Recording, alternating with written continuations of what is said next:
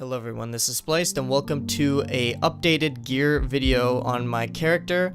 This is to show you guys the new gear stats I have chosen for my character and to briefly go over every single gear stat as well for those who do not know what they do.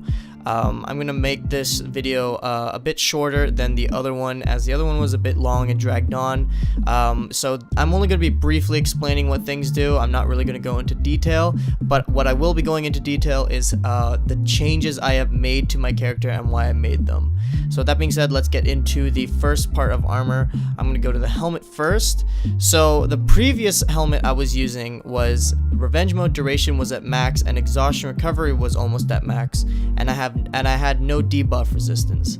Now I am max revenge mode duration and near max debuff resistance with 0 exhaustion recovery. Really quick, exhaustion recovery is obvious. When you have no stamina, it's the speed you get back to your stamina bar. Revenge mode duration is the duration you have when you have max revenge mode. And debuff resistance, which a lot of people did not know at the time, including me, is it doesn't only affect feats when they're used on you.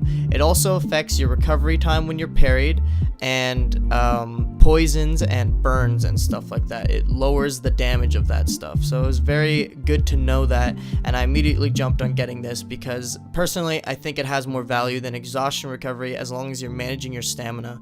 And if you're in revenge mode, then you don't have to worry about stamina at all. So that's why I made that change. Going on to the chest piece, I used to have near max execution health regen, block damage is at max, and sprint speed was not at max. And I changed to max execution health regen, 0 block damage, and near max sprint speed. This was a recent change, and I personally think it was a good idea. More execution health, it's very useful when I'm getting ganked and I need to get a quick execution to heal myself. It's a really good way of keeping myself in the game, as well as keeping the enemies off of me. When I kill them, they won't get revived. It's very useful, and more health just is a better thing, better trade-off in the end. And more sprint speed, the reason why I traded this for block damage is I found out that sprint speed is actually quite useful for my playstyle. Not necessarily the fact of running away from fights, but more so when you're getting grouped up on, or if you want to go and help your teammate real quickly. This sprint speed helps a lot. Also, when enemies are trying to run away from you, you can catch up to them. You have a better chance of catching up because you have faster sprint speed. So it is very useful. And the reason why I got rid of block damage completely is because for those who don't know what it does, block damage is the amount of damage you shave off the enemy when they block you and you do a strong attack on them, or per se any damage that can normally do more damage when they block. But the reason why I got rid of this is because a lot of enemies like to get the stat block damage resistance, which completely nullifies block damage. Even when you're revenged and you do full block damage to someone who's blocking, it doesn't really do that much more in comparison to when you get sprint speed up and execution health regen. The trade-off is more valuable in this sense, so I decided to go with that. Moving on to the arms are still the same as they were. Stamina regen and block damage resistance, these I'm pretty sure that this one is still new. I didn't change this at all, and I don't think I'm planning on changing that anytime soon. Block damage resistance basically is when you're blocking, the damage is resisted, and revive speed is how fast you revive, and stamina regen is how fast your stamina regens. Of course, not when you're out of stamina, it's when you still have stamina. Moving on to the axe, I have made the change to go to near max attack and max defense with 0 stamina cost reduction. In the other video, I mentioned that this is a good idea to go with this axe if you know what you're doing and you have good stamina management, but it's not really necessarily great in 1v1s because you can run out of stamina in those 1v1s a lot, especially if your enemy is aggressing you and they're taking off your stamina as well.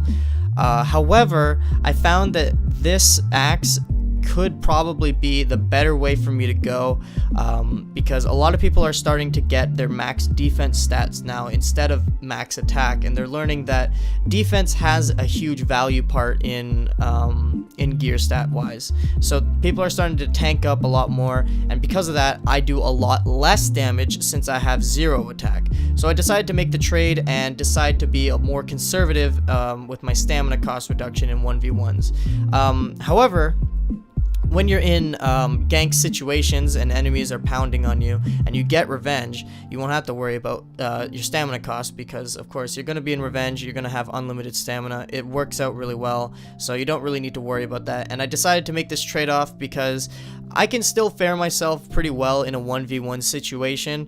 I just need to not really carry through with my combos that I usually do, because in order for me to win my 1v1s when I had max defense and 0 attack, is I had to continuously pound on the enemy and get extremely huge amount of combos, and now I don't really need to do that much. I just need to land a couple lights and strong attacks and the enemy will die eventually, so it works out. And moving on to the shaft, I'm pretty sure I haven't changed anything with this, but just to go over what it does: feat cooldown reduction reduces the cooldowns of your feats. Revenge mode defense increases your defense when you're in revenge, and revenge gain by defense is when you're blocking damage, not taking damage but blocking the damage, you gain revenge. Moving on to the spike, it's also the same. I did not up my throw distance. I kept revenge mode attack at max, and I kept revenge gain by injury at max. Now the reason why I didn't level up throw distance, and I was thinking of doing it and testing it out, but I really in the end don't think it has much of a value to me in comparison to the 2 other stats, revenge mode attack and injury. Well, revenge mode attack, I used to need it a lot more, because with the axe I used to have 0 attack, so when I had max revenge mode attack it just kind of leveled it out. But now when I have revenge mode attack and the damage as well, it just adds a huge bonus to taking out enemies really quickly, especially with a strong attack. I can get them down to an execution range very easily, and I can get them out of the game without worrying about them having to be revived. Revenge gain by injury, that's just another plus. Gaining revenge when you're taking damage, you always need that. And so these 2 stats I think just overweigh throw distance. And for those who don't know what it does, throw distance is when you successfully guard break someone and you throw them into a wall, or just throw them in general. It's the distance they travel when you throw them, and I don't really think it's that valuable to me, so that's why I didn't choose it. So these are my stats for my Lawbringer, my updated stats. Hope you guys learned a few things. Hope you guys understand why I made these changes. And I by no means recommend to do anything that I'm doing. This is just my opinion of what I think is best. And I still will be testing this stuff in the future just to make sure that I have the utmost priority and best build I can make and best build I can find. With that being said, hope you guys did enjoy this video, and I'll see you guys later.